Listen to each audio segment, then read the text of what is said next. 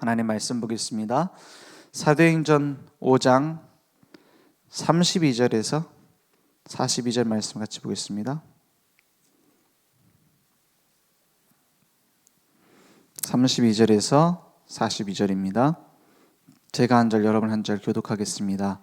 우리는 이 일의 증인이요 하나님이 자기에게 순종하는 사람들에게 주신 성령도 그러하니라 하더라. 그들이 듣고 크게 노하여 사도들을 없이하고자 할세. 바리새인 가말리엘은 율법 교사로 모든 백성에게 존경을 받는 자라. 공회 중에 일어나 명하여 사도들을 잠깐 밖에 나가게 하고 말하되 이스라엘 사람들아 너희가 이 사람들에 대하여 어떻게 하려는지 조심하라. 이전에 드다가 일어나 스스로 선전함에 사람이 약 400명이나 따르더니 그가 죽임을 당함에 따르던 모든 사람이 흩어져 없어졌고 그 후 호적할 때에 갈릴리의 유다가 일어나 백성을 꾀어 따르게 하다가 그도 망한즉 따르던 모든 사람들이 흩어졌느니라. 이제 내가 너희에게 말하노니 이 사람들을 상관하지 말고 버려두라. 이 사상과 이 소행이 사람으로부터 났으면 무너질 것이요 만일 하나님께로부터 났으면 너희가 그들을 무너뜨릴 수 없겠고 도리어 하나님을 대적하는 자가 될까 하노라 하니 그들이 옳게 여겨 사도들을 불러들여 채찍질하며 예수의 이름으로 말하는 것을 금하고 놓으니 사도들은 그 이름을 위하여 능욕받는 일에 합당한 자로 여기심을 기뻐하면서 공회 앞을 떠나니라. 42절 함께 읽겠습니다. 그들이 날마다 성전에 있든지 집에 있든지 예수는 그리스도라고 가르치기와 전도하기를 그치지 아니하니라. 아멘.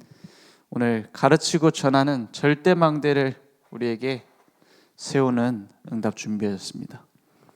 무엇을 가르치느냐? 다른 건 가르치는 건 학교에서 할 수 있습니다. 그죠? 가르치고 전하는, 이 가르친다는 건 우리 복음을 알고 있는 사람에게 또 우리 후대들에게 가르치는 거죠. 그리고 전하는 절대망대를 세우자 했어요. 절대망대 하는데 무슨 말입니까? 복음운동 제일 중요한 전략이 있다면 흔들리지 않는 제자를 세우는 겁니다. 그러면 반드시 열매를 맺게 돼요. 흔들리지 않는 제자가 뭡니까? 복음운동 계속할 사람은 말이에요.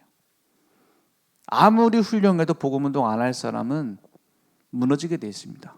아무리 뛰어나고 똑똑하고 일 잘해도 복음운동 계속할 사람이 아니면 변질되게 돼 있어요. 그래서 그 절대망대를 세운다 이 말입니다. 그래서 오늘 절대망대 세우는데 제일 오늘 본문 말씀을 쭉 계속 읽어보면은 들어가는 생각이 있어요. 우리가 나도 모르게 가지고 있는 이거 있습니다. 인본주의. 이게 무서운 거예요.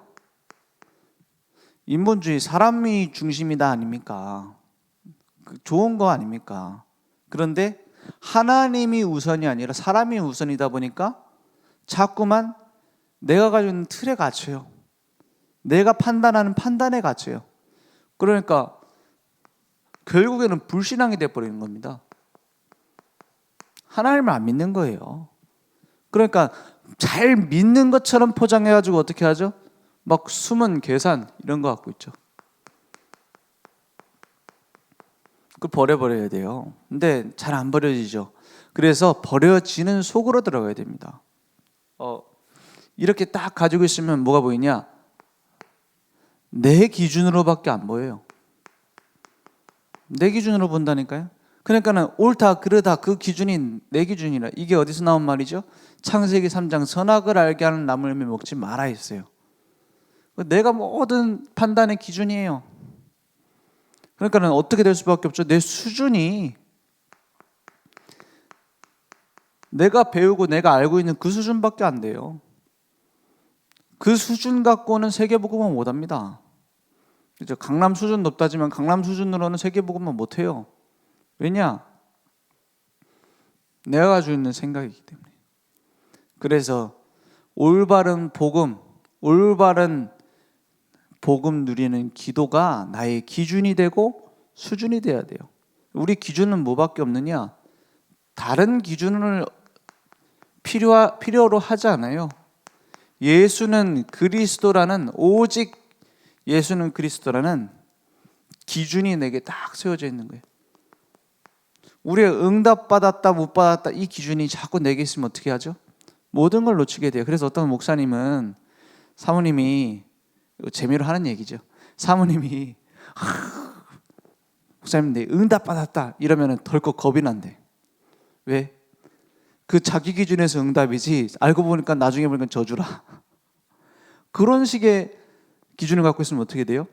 하나님이 원하시는 것을 붙잡는 게 아니라 복음 아닌 다른 기준이 자꾸 내게 세워져 있어요. 그러면 될 수밖에 없는 하나님 자녀가 자꾸 망하는 길로 가죠. 응답 받을 수밖에 없는 하나님 자녀가 오히려 복음 막는 길이 돼버려요. 어떤 목사가 내가 교회를 해가지고 성도들을 괴롭히고 들들 볶아가지고 이제 신앙생활 못하게 하고 교회를 못 나오게 해야겠다 이런 목사가 어디 있습니까? 어떤 장로가 내 목사님 하는 것마다 시비 걸고 반대하고 괴롭혀가지고 목사님 피 말려 죽여야지 이런 장로가 어디 있어요? 근데 그렇게 돼버리거든. 왜 그렇습니까? 오직이 아닌 다른 기준이 내게 있는 거예요. 그죠?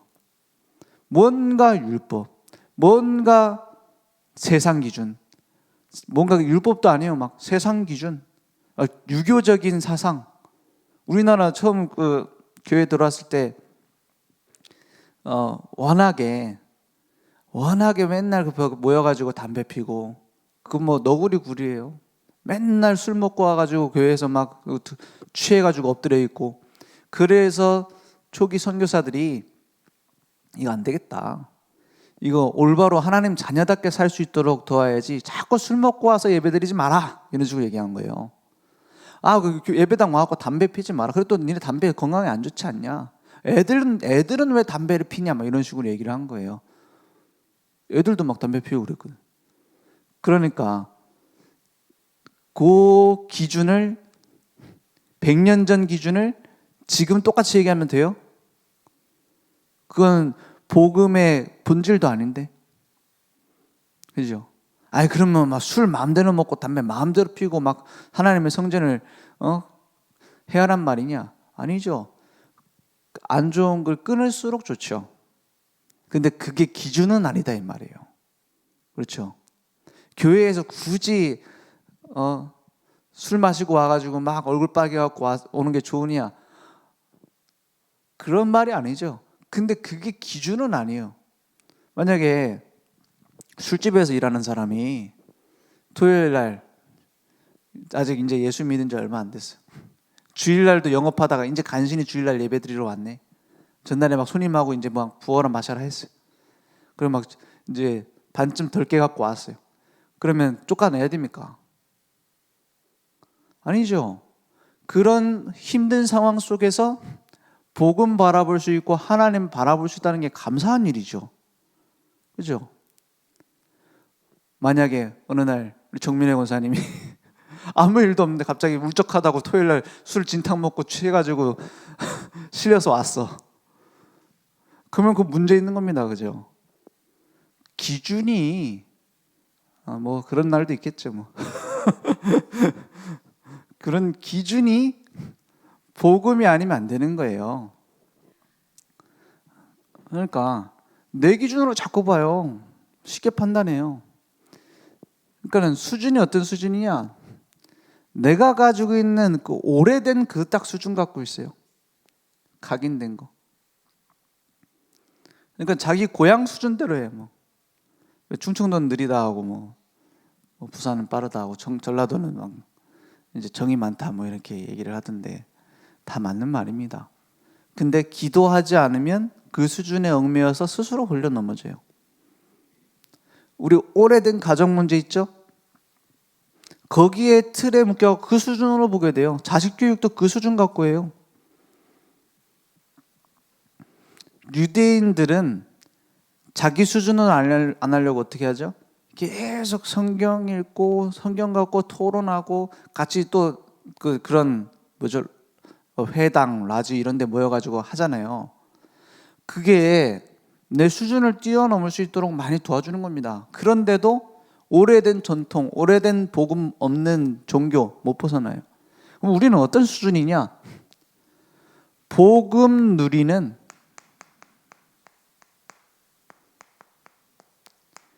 기도에 딱 수준을 갖춰야 돼요.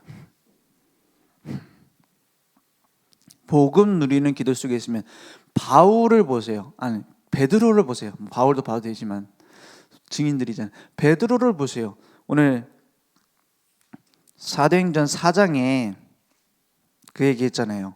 4장 13절에 보니까 그들이 베드로와 요한이 담대하게 말함을 보고 그들을 본래 학문 없는 요게 이 베드로의 원래 수준이에요. 아니 무식한 어부 요 수준이라. 근데 그런 걸로 알았는데 이상히 여기며 또 전에 예수와 함께 있던 줄도 알고 또 병나은 사람이 그들과 함께 서 있는 것을 보고 비난할 말이 없는지라. 다른 수준이 돼버렸어요. 하나님이 일하시는 전도자 수준이 돼버렸어요. 언제요? 마가다라 방에 복음 누리는 기도 속에 들어갔을 때 다른 사람이 돼버렸어요. 기준이라는 건 내가 보는 거고 수준이라는 건 나타나는 겁니다. 기도하는 사람의 말은 다르고 기도하는 사람의 보는 눈, 말 다 달라요. 지금 당장 걸 보는 게 아니라 영원한 하나님의 시간표 속에서 보게 되죠. 그러니까 표준이 달라요. 표준이라는 말을 영어에서 찾으면 스케일이라고 합니다. 스케일. 그러니까 스케일 다른 사람이 돼버리는 거예요. 스케일이 어떻게 돼버려요? 세계복음화. 237 나라 살리는 237 세계복음화에 딱 꿈을 꾸는 거예요. 언약 붙잡고 비전을 보며 꿈을 꿀 때 하나님이 만들어 가신 이미지 보이고 작품이 나온다 했어요. 237 나라 세계복음화 전도의 딱 표준으로 보는 겁니다. 그러니까 복음 안에 내가 있다면 이걸 계속 넘어설 수 있어야 돼요. 내 기준, 내 수준, 내 표준. 그죠? 우리가 복음 전해야겠다. 우리가 복음 회복해야겠다. 라고 했을 때 제일 걸림돌 되는 게 이 부분입니다. 내가 가지고 있는 기존의 생각이에요. 그죠? 그래서 초대교회에 있었던 많은 문제들도 핍박 문제 크지 않았어요. 막 여러분 불러 겁준다? 그게 무섭지 않았어요. 제일 문제될 수 있었지만 문제되지 않았던 것이 뭐냐면 내부의 문제였습니다. 초대교회 내부의 문제가 오늘 앞에 보면은 일어나 있어요. 내부에 어떤 문제가 있었느냐? 사도행전 4장 밑에 있죠. 36절에서 37절에 보면은 이렇게 말합니다. 구브로에서 난 레위족 사람이 있으니 이름은 요셉이라 사도들이 일컬어 바나바라 번역하면 위로의 아들이라 이런 뜻이다 하니 그가 밭이 있음에 팔아 그 값을 가지고 사도들의 발 아래에 두니라 했어요. 위에 보니까는 법정에서 이제 안진뱅이 일어난 사건 때문에 막 복음을 증언했던 일 이후로 막 부흥이 일어났죠. 제자들이 일어나고 큰 권능을 받고 그러면서 은혜 받았으니까 막 다 헌금하고 11조가 아닙니다. 10에 10조를 다 해가지고 나눠서 쓴 거예요. 그죠? 초대교회는 11조라는 말이 필요 없잖아요. 왜 다 내놓고 다 같이 쓰니까. 은혜 받았을 때 그렇게 나오잖아요. 막 다 주고 싶잖아요. 우리 교회 다 바치고 싶잖아요. 은혜 받은 사람이 다 바쳐야 된다. 이거는 율법이고 다 드려도 괜찮다. 이게 복음 아닙니까? 그렇지 않아요. 그런데 어떻게 됐죠? 바나바라는 사람이 여기 보면은 제가 찾아보니까는 레위족 사람이라는 게 나오는 이유가 뭐냐면 레위인들은 원래 땅을 안 가져요. 그죠? 근데 이 사람이 그 포로로 갔다 돌아온 뒤에 이제 마게도냐의 지배도 받고 막 뭡니까 민족들도 흩어지고 막 그러는 여러 민족 해체 과정에서 12지파가 없어져 버렸잖아요. 사실은 그 의미가. 그러면서 남은 게 뭐 바리새인, 사두개인, 뭐 에세네파 이런 것들로 나눠졌잖아요. 그런 속에서 레위인이지만 땅을 갖게 된 거예요. 그죠? 근데 은혜 받고 보니까 내가 안 갖고 있어야 될 땅이라. 그래서 하나님께 드린 거다. 이렇게 말하는 사람도 있어요. 근데 뭐 그거는 뭐 자기 속마음 무리 없지 않습니까? 근데 약간 문맥상 그런 의미가 있을 것이다. 이렇게 말하죠. 다 드렸어요. 올인해 버렸어요. 그런데 어떤 일이 일어나죠? 사도행전 5장에 보니까 이 사람들이 나옵니다. 은혜 받은 자가 있는데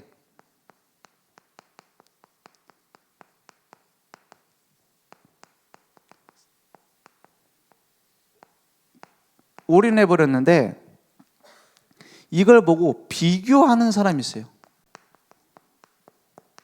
여기 딱 빠진 거예요. 인본주의죠. 인본주의 중 인본주의가 비교의식 아닙니까? 저 사람 저래 하는데 우리도 뭐 해야 되는 거 아니냐. 막 사람 여론 따라가고. 여기서 누가 나와요? 아나니아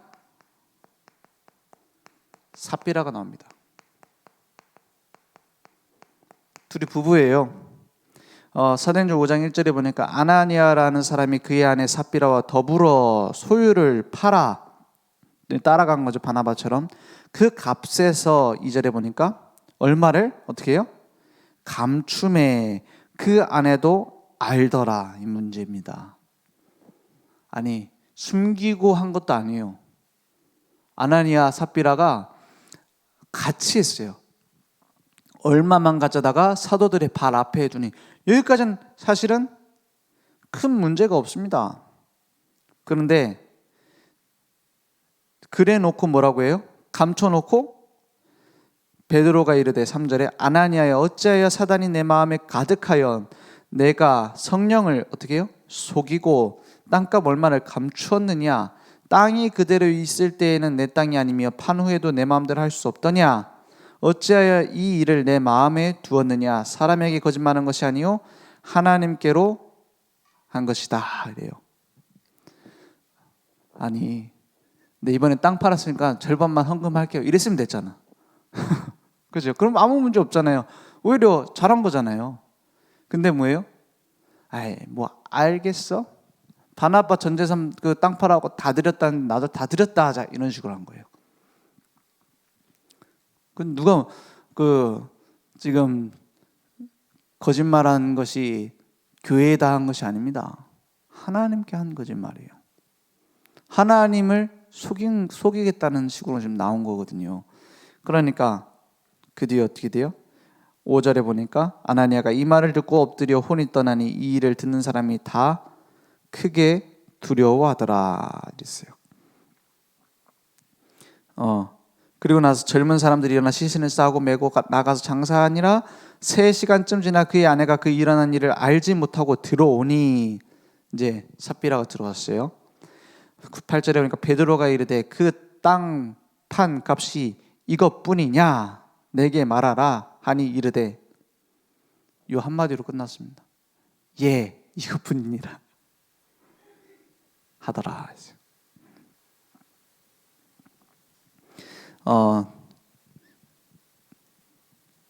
우리는 이걸 보면서 뭘 배울 수 있습니까? 아유 헌금 잘못하면 큰일 나는구나 이겁니까? 아니요. 하나님 앞에서 생사화복을 주관하시는 하나님 앞에서 우리는 사는 겁니다.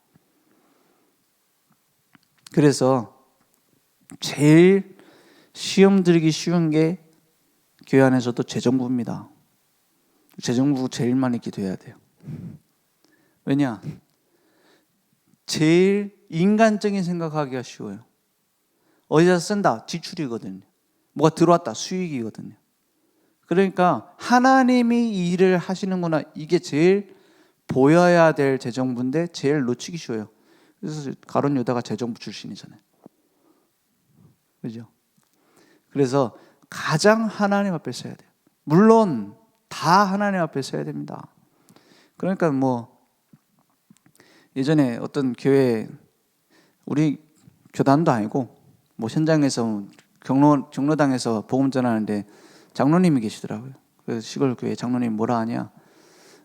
교회 건축을 하더니만은 빚 다 갚고는 헌금 다 많이 하고는 헌금 많이 한 사람 다 떠났대. 왜? 헌금 많이 해놓고 헌신 많이 했는데 왜 떠났습니까? 이러니까 돈 많이 냈는데 왜 내 말 안 듣냐 이러고 떠났대. 그렇죠? 그게 인본주의입니다. 하나님 앞에서 했습니까? 아니잖아요. 그래놓고 뭐라 합니까? 이 교회는 이럽니다. 이 교회는 하나님이 세우신 교회를 이 교회는 뭐 내 말 안 들어줘 이럽니다. 그래놓고 우리는 또 나갈 때 좋은 핑계잖아. 이 교회는 복음이 아니야 이런 식으로. 복음이 뭔데? 복음 없으면 구원 못 받는데. 그렇잖아요. 그걸 누구 기준으로 봅니까? 그죠? 막 그래놓고 막 말하고 나갑니다. 뭐가 잘못됐고, 막 뭐가 부패했고, 뭐가 목사님이 잘못해갖고, 막 제일 큰 정죄, 막 목사님 복음 체질이 아니고, 막 천국 가서도 예수님 보고 예수님이 이상하게 생겼다 할 거예요. 그죠? 하나님이 알고 계세요. 하나님 앞에 서야죠. 그죠? 하나님 앞에 안 선 모든 것이 나중에 손해입니다. 그래도 그렇지 하나님이 왜 이렇게 하실까? 그래도 그렇지 저 사람은, 그래도 그렇지 이 교회 이런 부분은, 여기서 나온 거 아닙니까? 혹시 내 기준, 내 수준, 내 표준. 하나님이 보실 때는 어떻게 하겠어요? 그러면 이런 비교의식 때문에 지금 죽는 겁니다. 왜요? 하나님 없는 내 생각, 내 사상. 그러니까 이것 때문에 시험이 들어야 되는데 어떤 일이 일어나요? 시험이 들어잖아요. 막 예를 들어서 헌금 많이 한 중직자가 헌금하고서 죽었어. 그러면 시험 들어야 되잖아요. 그것도 막 그 담임 목사님, 이때 당시 뭐 당회장 베드로라고 봐야 되잖아요. 담임 목사님 불러가지고 막 면담했는데 거기서 죽었어. 또 아내도 와가지고 면담하더니만 담임 목사님 만나더니 죽었어. 그러면 시험 들어야 되잖아요. 그런데 어떤 일이 일어나죠? 11절에 보니까 온 교회와 이 일을 듣는 사람들이 다 크게 두려워하니라 했어요. 하나님 앞에 서야겠구나. 그리고 나서 12절에 어떻게 되죠? 사도들의 손을 통하여 민간의 표적과 기사가 많이 일어나며 믿는 사람이 다 어떻게 해요? 마음을 같이하여 이랬어요. 마음을 같이하여 솔로몬 행각에 모이고 막 인본주의 쓰던 사람이 떠났어요. 그런데 남은 자는 어떻게 돼요? 다 마음을 같이하여 그랬어요. 아니 그래도 베드로가 좀 이 부분 잘못했지 않냐 이런 말 안 해요. 뭐 불러갈까 봐 안 왔는지 몰라도 그런 말이 필요 없어요. 왜냐? 사도들의 손을 통하여 민간의 표적과 기사가 많이 일어나. 그리스도가 함께 하시는 증거가 우리에게 있기 때문에 그 나머지는 감히 그들과 상종하는 사람이 없으나 백성이 칭송하더라. 믿고 주께 나오는 자가 더 많으니 남녀의 큰 무리더라 했어요. 어디다 방향 맞춰요? 전도가 아닙니다. 오직 전도. 오늘 여기 딱 방향 맞추는 거예요. 그죠? 대부분 사람들은 이제 인본주의, 그 사람 중심의 생각을 하기 때문에 막 시험 들 일이 생겼다. 그럼 어떻게 해결할까 생각을 합니다. 어떻게 잘못된 걸 고칠까? 어떻게 우리 단점을 보완할까? 어떻게 하면 잘할까? 이런 생각을 많이 하죠. 어떻게 하면 뭔가 바꿔볼까? 이런 생각을 합니다. 그거는 불신자가 하는 생각이에요. 그죠? 불신자들이 회사 경영하면서 위기관리팀 해가지고 막 이렇게 하는 거예요. 우리는 뭐예요? 그런 일로 복음 증거가 끝나면 안 돼요.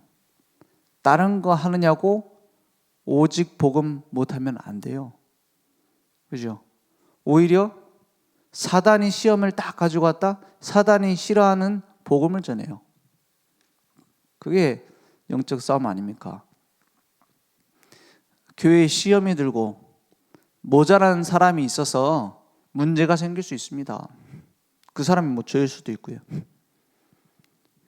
연약한 자가 있어서 교회에 어떤 부스러진 부분이 있을 수 있습니다. 그것을 하나님은 어떻게 보실까요? 하나님이 보시면 웃으실 겁니다. 그게 문제가 되냐고. 그렇죠? 그럴 거 아닙니까? 오직 성령이 너에게 임하시면 권능 받고 땅 끝까지 내 증인이 되리라 했어요. 예수님이 부활하신 예수님이 지금 우리 옆에 서 계시다면 뭐라고 말하겠습니까? 아, 이런 건 좀 고쳐야 교회가 되지. 이런 건 좀 바꿔야지 전도가 될 거 아니냐. 이렇게 말하겠어요? 예수님 옆에 계신데, 아, 그건 좀 문제다. 좀 이렇게 좀 해결하자. 이랬을까요?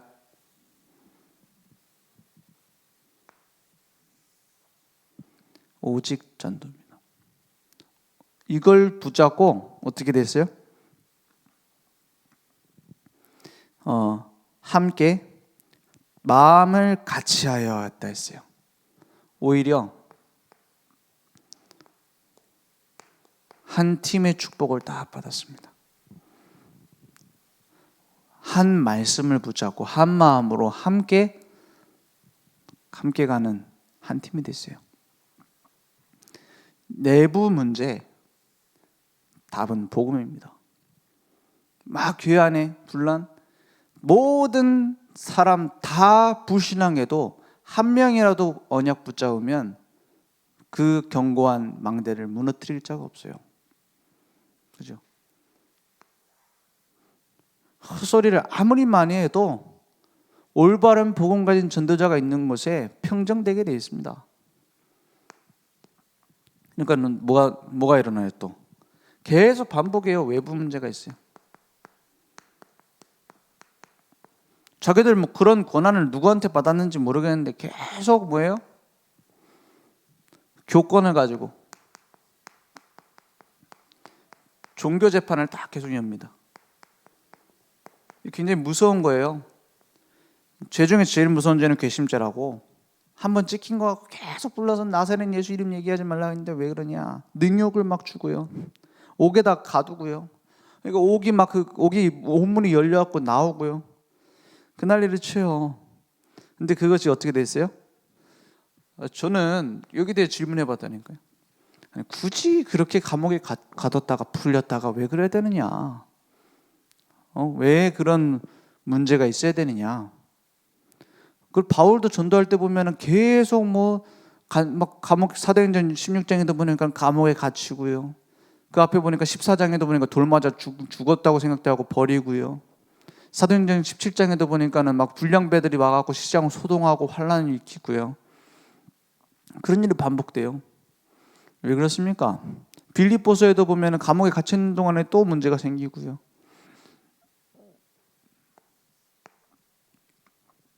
희한하죠. 핍박이 일어나니까 더 부흥이 돼. 문제가 생기니까는 더 복음이 증거돼요. 왜 그렇습니까? 하나님은 이걸 예배하셨어요. 숨겨진 제자. 모든 사건 속에서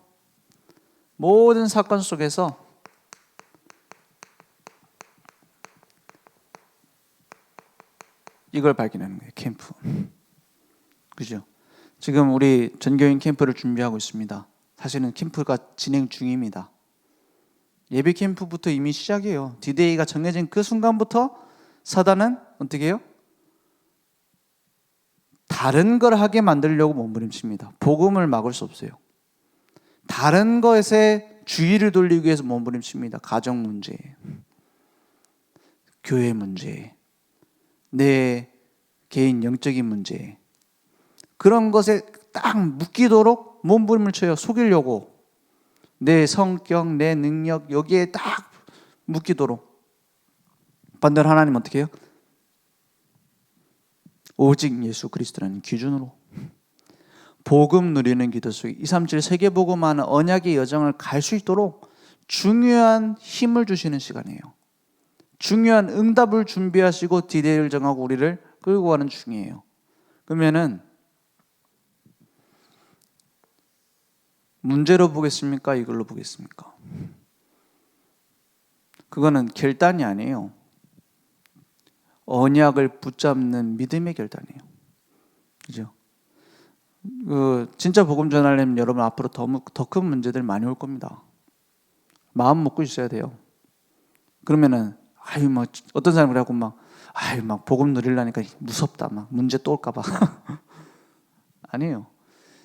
우리 좋은 약을 먹어도 뭐가 와요? 명현 반응이 와요. 그 강한 철을 만들려면은 두드려야 돼요. 연단시켜야 돼요. 그래야 쓸 수 있어요. 그래야 깨끗해져요. 욥이 말합니다. 내가 가는 길을 오직 누가 알아요?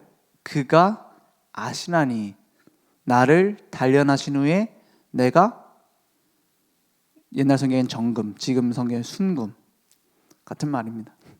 정금같이 되어 나오리라. 그리고 나서 뭐라 그래요? 이런 일이 그에게 많이 있느니라 그랬어요. 그죠? 원인도 모르고 영문도 모르고 막 문제 당하는데 그 얘기를 했어요. 보세요. 숨겨진 제자를 찾는 사건 캠프가 되어버렸습니다. 그러니까 이제는 담대히 복음 전하는 담대한 복음의 망대가 딱 세워졌어요. 근데 자세히 보면 사도행전 요 얘기가 지금 계속 반복입니다. 문제, 응답, 이게 계속 반복이에요. 사도행전 1장부터 계속 이 반복이에요. 언제까지? 사도행전 끝장까지, 28장까지도 요 얘기예요. 근데 여기서 중간에 주인공이 이제 바울로 바뀌는 것뿐이지 요의 반복이라니까요. 보세요. 그러면 우리에게도 이거 아닙니까? 내게 있는 문제, 그죠? 언약 붙잡은 한 팀으로 현장에 있는 문제, 담대한 망대를 세울 응답으로. 그러면 결국 어디까지 옵니까? 사도행전 5장 41절에 보니까 사도들은 그 이름을 위하여 능욕받는 일에 합당한 자로 여기심을 어떻게 했어요? 기뻐하면서. 이걸 보고 항상 기뻐하라, 쉬지 말고 기도하라, 범사에 감사하라는 거예요. 그죠? 우리의 진짜 감사가 어디 있습니까? 구원받은 걸로 감사합니까?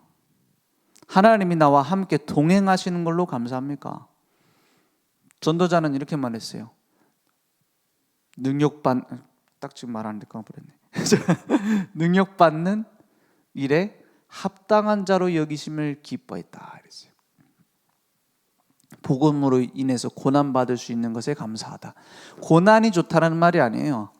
우리가 그 정도 복음의 가치를 증명할 증인으로 부름받았음에 감사하다 했어요. 그죠? 우리가 구원받은 걸로 감사하면 사단은 우리를 공격해도 넘어지지 않을 겁니다. 그죠? 하나님이 동행하시는 감사를 아는 사람은 속지 않을 겁니다.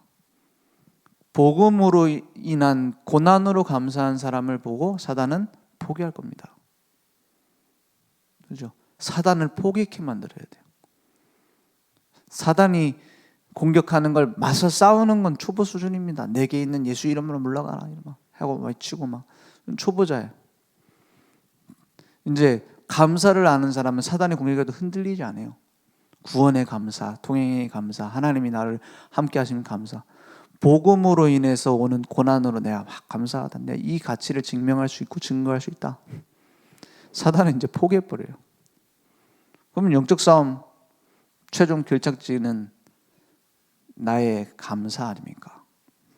그래서 오늘 이것을 누리는 시작을 해요. 나 홀로 집중하는 집중 훈련을 시작하자.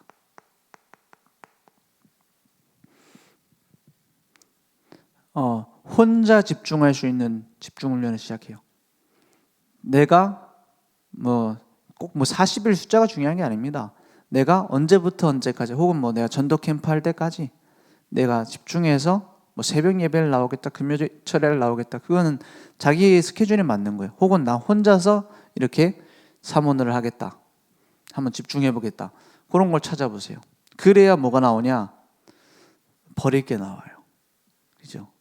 어떤 종교적인 성찬에 막 희생을 하고 막 자기 채찍질하고 이런 버리는 게 아니에요. 우리는 이미 죽었어요. 죽은 자는 고통을 안 받죠. 근데 자꾸 깨우려고 하니까 문제예요. 불신자 체질. 그죠? 이제 내 안에 그리스도께서 사시는 겁니다. 갈라디아서 2장 20절에 죽는 것보다 중요한 건 내 속에 사시는 거예요. 내 속에 살아감을 이제 확인해야죠. 내 속에 살아가서 나를 이끌어 가심을 확인할수록 나는 이미 죽었기 때문에 꺼낼 필요가 없잖아요. 집중입니다. 집중의 제일 중요한 의미는 진실입니다. 내가 진짜 복음 누리고 있었느냐? 진짜 복음의 가치를 알고 누리고 있느냐?